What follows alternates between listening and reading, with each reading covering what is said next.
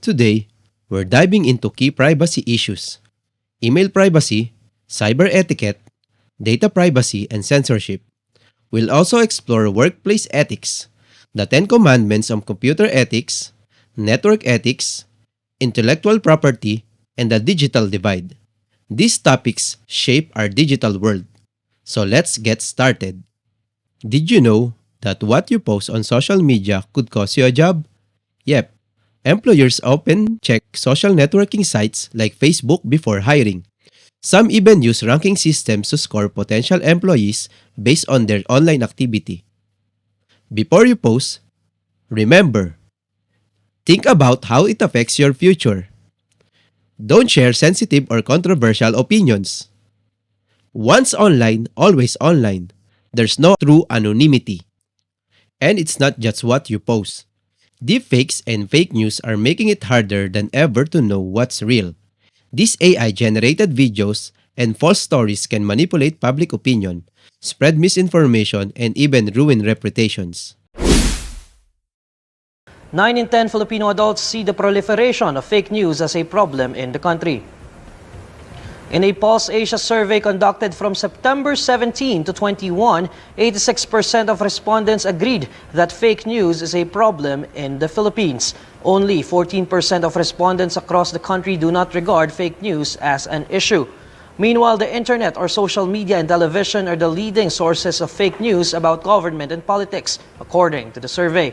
In terms of the spread of fake news, 58% of respondents pointed to social media influencers as its top source. This was followed by journalists, national-level politicians, local politicians, civic leaders, business people, and academics or teachers. The survey was conducted using face-to-face interviews of 1,200 respondents. Let's talk about online privacy laws. In the European Union, the General Data Protection Regulation, or GDPR, protects the personal data of European Union citizens. It ensures that companies can't just collect your data without permission. Sounds great, right? But the question is, does it apply everywhere? Not really.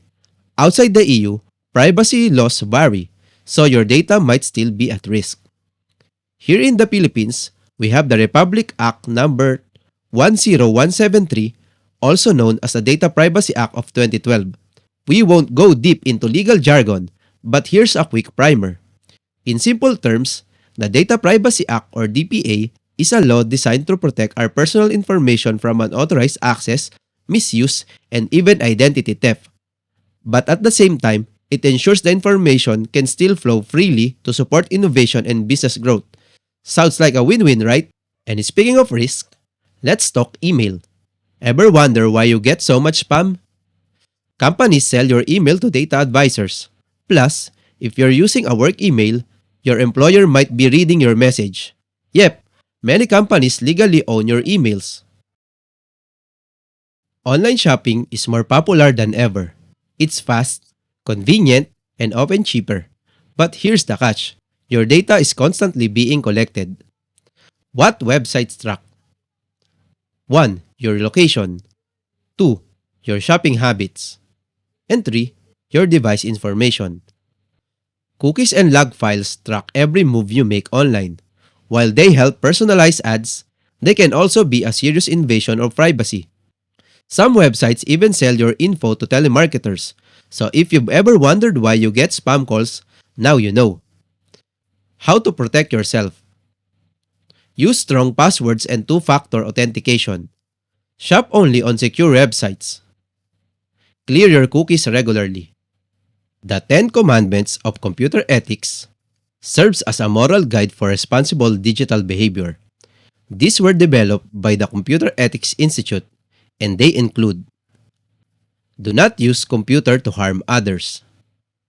Do not interfere with someone else's work. Do not snoop into others' files. Do not use a computer to steal.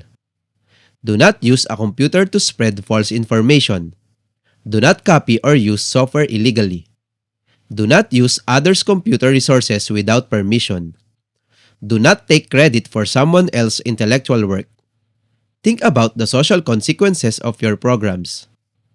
Always use computers with respect and consideration for others.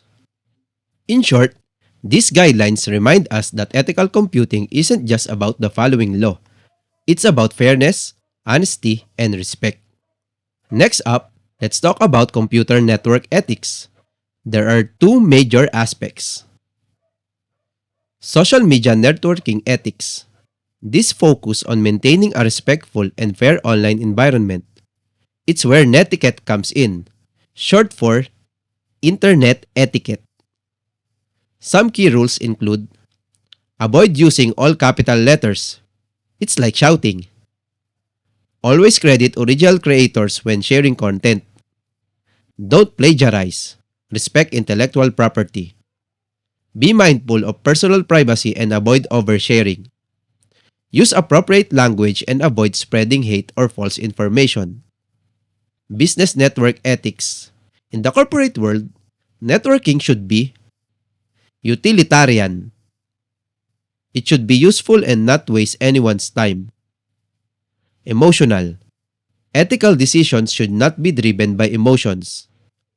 Virtuous. All parties should act in good faith with honest goals. So whether it's social or business related, ethics matter when engaging online. Now let's discuss censorship on the web. The internet is supposed to be an open space. But did you know that some governments control what their citizens can access? Public information, like military secrets or sensitive government data, can be censored to protect national security. Some countries, such as China and Myanmar, restrict access to certain websites or block politically sensitive content. Censorship is controversial. While some argue it protects society, others see it as a violation of free speech. What do you think? Should there be limits to what people can see online? Another major issue is intellectual property rights. The digital age has made it easy to copy and share information. But that doesn't mean it's always legal. Copyright protects creative works, like books, music, and even web content. Industrial property covers inventions, logos, and designs. Online materials, including website content and graphics, are also protected by copyright laws. One rising concern is cyber squatting.